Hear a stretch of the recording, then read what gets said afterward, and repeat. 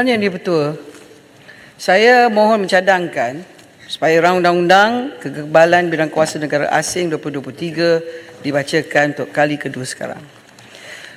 Tuan Yang di-Pertua, seperti mana yang Dewan ini sedia maklum, prinsip kekebalan negara merupakan prinsip asas dalam Undang-Undang Adat Antarabangsa dengan izin Customary International Law yang menetapkan bahawa sesebuah negara dilindungi daripada tindakan dan prosiding di Mahkamah Negara Asing. Prinsip ini berasaskan maksim Latin par in parem no habet imperium yang membawa maksud equals have no sovereignty over each other. Prinsip ini adalah berdasarkan konsep bahawa setiap negara mempunyai kedaulatan terhadap wilayahnya, termasuklah peristiwa atau apa-apa perkara berkaitan yang berlaku di dalamnya dan rakyatnya. Berdasarkan Undang-Undang Adat Antarabangsa, setiap negara perlu menghormati kedaulatan negara lain dan memberi perlindungan kepada sesebuah negara daripada didakwa di mahkamahnya. Selain itu, perlindungan juga diberikan kepada harta sesebuah negara daripada tindakan pelaksanaan atau penguatkuasaan bagi melaksanakan penghakiman atau perintah mahkamah. Prinsip kekebalan negara memerlukan sebuah negara berdaulat menolak untuk melaksanakan melalui mahkamahnya bidang kuasanya ke atas negara berdaulat lain. Maka sesebuah negara berdaulat tidak boleh didakwa di mahkamah negara lain melainkan jika negara itu ingin tunduk kepada bidang kuasa negara lain. Secara amnya, terdapat dua jenis doktrin kekebalan, iaitu dengan izin absolute immunity dan restrictive immunity. Pertama, absolute immunity dengan izin adalah kekebalan apabila tindakan mahkamah tidak boleh diambil terhadap sesebuah negara, termasuklah aktiviti dan tindakan sesebuah kerajaan berdaulat, sovereign activities and governmental acts dengan izin, dan tindakan bersifat commercial, acts of a commercial nature, kecuali negara tersebut bersetuju untuk mengenepikan kekebalan yang diberikan. Dan kedua, restrictive immunity adalah kekebalan yang diberi hanya bagi aktiviti dan tindakan sesebuah kerajaan yang berdaulat dan tidak termasuk tindakan yang bersifat komersial. Buat masa ini, Malaysia mengamalkan doktrin restrictive immunity dan prinsip ini telah diterapkan dalam rang undang-undang ini.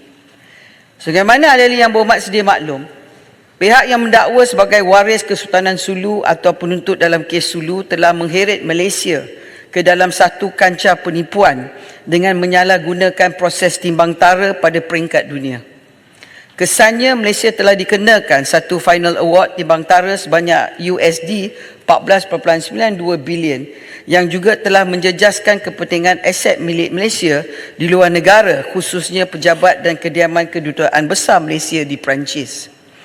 Dalam hal ini, pada 14 Januari 2020, Mahkamah Tinggi Sabah mengeluarkan keputusan yang berpihak kepada kerajaan Malaysia.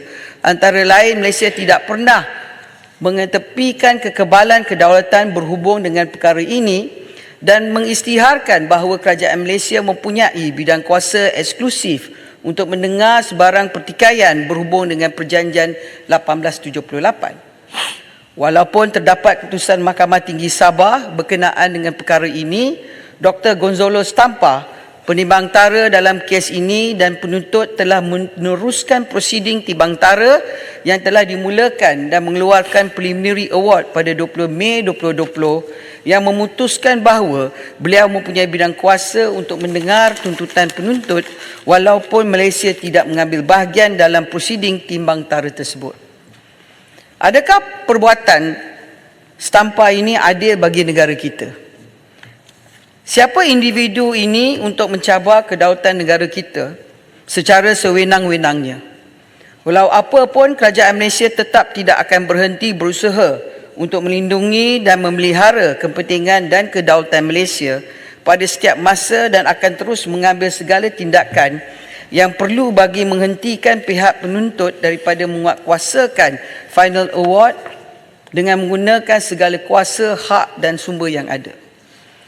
Tanggungjawab memelihara kedaulatan negara bukan tanggungjawab kerajaan semata-mata, tetapi adalah tanggungjawab dan amanah setiap rakyat Malaysia termasuk ahli-ahli yang berhormat yang berada dalam Dewan yang mulia ini.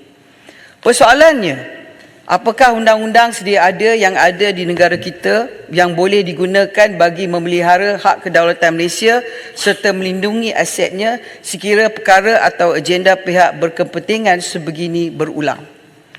Adakah ianya memadai bagi negara kita hanya bergantung semata-mata pada undang-undang adat antarabangsa yang tidak dikodifikasikan sehingga kini, sedangkan negara-negara seperti United Kingdom, Kanada dan Singapura telah lama berbuat demikian? Adakah patut Malaysia menjadi mangsa forum shopping dengan izin oleh pihak yang tidak bertanggungjawab sedangkan perkara kedaulatan negara tidak sewajarnya dipersoalkan oleh mana-mana pihak? Adakah wajar kita sebagai ahli parlimen berdiam diri saja dan tidak mengambil langkah mencegah dengan izin preventive measure bagi memelihara dan melindungi kedaulatan negara Malaysia? Tuan Yang di-Pertua, persoalan-persoalan inilah telah menggerakkan kerajaan Madani untuk mengenal pasti satu hala tuju dalam menangani perkara ini. Kerajaan tidak akan sama sekali kompromi perkara berhubung dengan kekebalan negara. Sebagaimana semua ahli-ahli yang berhormat sedia maklum, kes tuntutan Sulu merupakan satu kes luar biasa dengan izin, unusual case, malah unprecedented dengan izin, melibatkan aspek kedaulatan negara yang telah menyedarkan Malaysia tentang keperluan dan kepentingan untuk mewujudkan satu undang-undang khas yang dapat memberikan perlindungan kedaulatan kepada Malaysia daripada tindakan dan prosiding di Mahkamah Negara Asing. Sehubungan dengan itu, pada 24 November 2023, Kerajaan Madani di bawah kepimpinan Yang Amat Berhormat Perdana Menteri yang ke-10 dan Barisan Jemaah Menteri telah bersetuju supaya rang Undang-Undang Kekebalan Bidang Kuasa Negara Asing 2023 diperkenalkan buat kali pertama dalam sejarah Malaysia bagi Malaysia menerima pakai secara zahir Undang-Undang Adat Antarabangsa Customary International Law dengan izin yang menetapkan bahawa sesebuah negara dilindungi daripada tindakan dan prosidi di Mahkamah Negara Asing.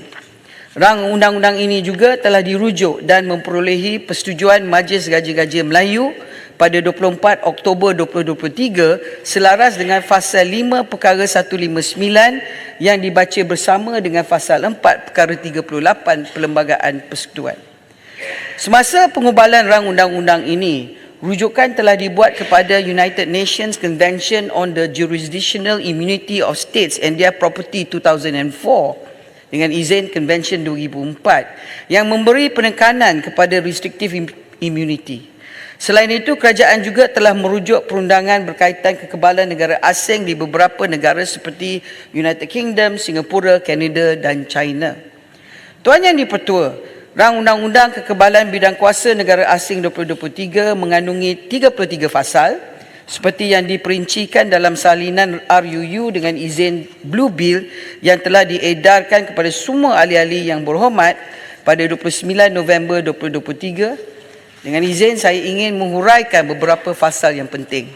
Fasal 3 bertujuan untuk memperuntukkan bahawa akta yang dicadangkan adalah menjadi tambahan kepada dan tidak mengurangkan peruntukan mana-mana undang-undang bertulis lain yang berhubungan dengan misi diplomatik, jawatan konsular, misi khas, misi organisasi antarabangsa, ejen atau delegasi organ organisasi antarabangsa atau kepada persidangan antarabangsa.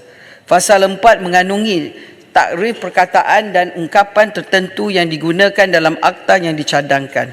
Fasal 5 bertujuan untuk menjamin kekebalan sebuah negara asing dan hartanya, seseorang ketua negara serta seseorang ketua kerajaan daripada bidang kuasa mahkamah, melainkan jika diperuntukkan selainnya dalam akta yang dicadangkan. Subfasal 6(1) bertujuan untuk menjelaskan bahawa prosiding di hadapan mana-mana mahkamah dianggap telah dimulakan terhadap negara asing dan hartanya jika negara asing itu dan hartanya dinamakan sebagai pihak kepada prosiding itu atau tidak dinamakan sebagai pihak kepada prosiding tetapi prosiding itu memberi kesan yang menyeluruh kesan yang menyentuh harta, hak, kepentingan atau aktiviti negara asing itu.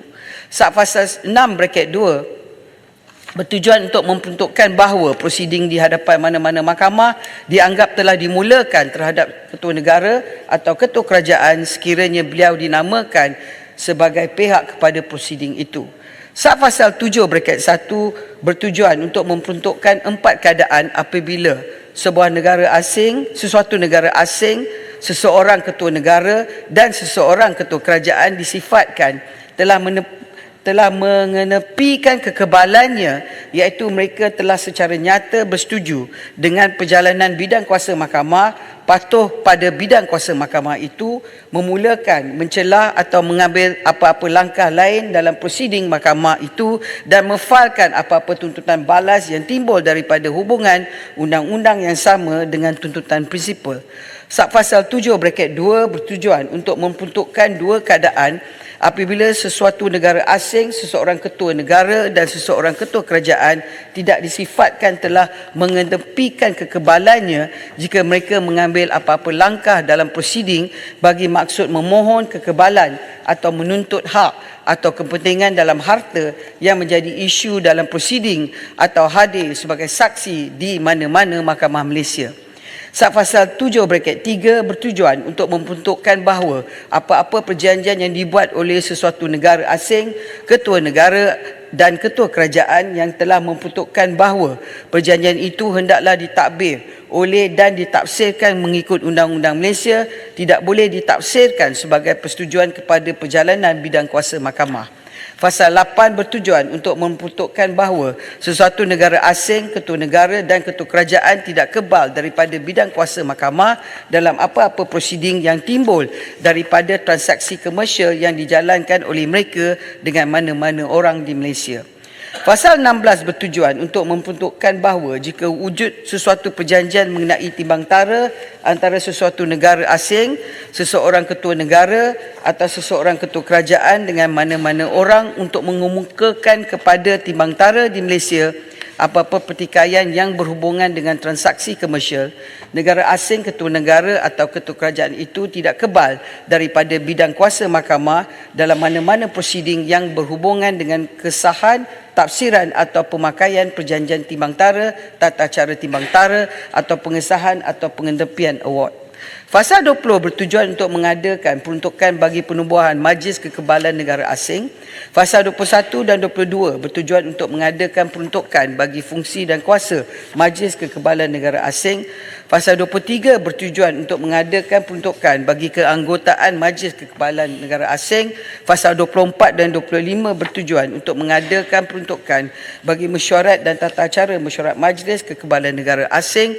Pasal 26 bertujuan untuk memperuntukkan bahawa timbalan pengurusi hendaklah bertindak sebagai pengurusi apabila jawatan pengurusi kosong, pengurusi tidak hadir bertugas atau tidak berada di Malaysia atau kerana apa-apa sebab lain tidak dapat menjalankan fungsinya.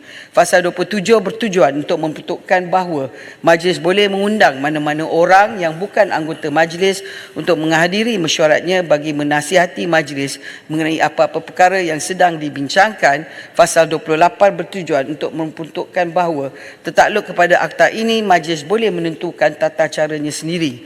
Pasal 29 bertujuan untuk memperuntukkan bahawa Ketua Pengarah Bahagian Hal Ehwal Undang-Undang Jabatan Perdana Menteri hendaklah menjadi setiausaha majlis dan hendaklah bertanggungjawab bagi keseluruhan pentadbiran dan pengurusan fungsi majlis. Pasal 30 adalah pasal yang paling penting dalam rang Undang-Undang Kekebalan Bidang Kuasa Negara Asing 2023 yang bertujuan untuk memperuntukkan bahawa Yang Amat Berhormat Perdana Menteri boleh menarik balik semua atau mana-mana kekebalan di bawah akta ini terhadap negara asing itu sekiranya Yang Amat Berhormat Perdana Menteri berpuas hati bahawa Malaysia tidak menerima apa-apa kekebalan yang bersamaan dengan yang diberikan di bawah akta ini. Bahagian 6 akta yang dicadangkan mengandungi peruntukan am. Pasal 31 bertujuan untuk memperuntukkan bahawa semua prosiding melibatkan negara asing dan hartanya ketua negara serta ketua kerajaan hendaklah dijalankan mengikut kaedah mahkamah yang terpakai di Malaysia. Pasal 32 bertujuan untuk memberi Perdana Menteri kuasa untuk mengecualikan mana-mana negara asing daripada mana-mana peruntukan akta yang dicadangkan. Pasal 33 bertujuan untuk memberi Perdana Menteri kuasa untuk membuat peraturan-peraturan di bawah akta yang dicadangkan. Tuan Yang di-Pertua, pengubalan rang undang-undang kekebalan bidang kuasa negara asing oleh Kerajaan Madani mencerminkan usaha Malaysia dalam menegakkan hak dan kepentingan negara serta memastikan kedaulatan dan kekebalan Malaysia dilindungi dalam apa-apa prosiding di mahkamah. Dengan pengubalan rang undang-undang ini, kerajaan berharap negara-negara asing akan turut memberikan layanan salingan reciprocal treatment dengan izin dalam menjamin kedaulatan Malaysia sekiranya terdapat tindakan mahkamah yang dimulakan terhadap Malaysia di negara asing itu. Saya percaya rang undang-undang ini dapat bertindak sebagai perisai dengan izin shield yang dapat melindungi kedaulatan sesebuah negara berdaulat termasuklah negara kita daripada tindakan oleh mana-mana pihak berniat jahat pada masa akan datang. Tuan Yang di-Pertua, saya mohon mencadangkan. Terima kasih. Ada yang menyokong? Saya mohon menyokong.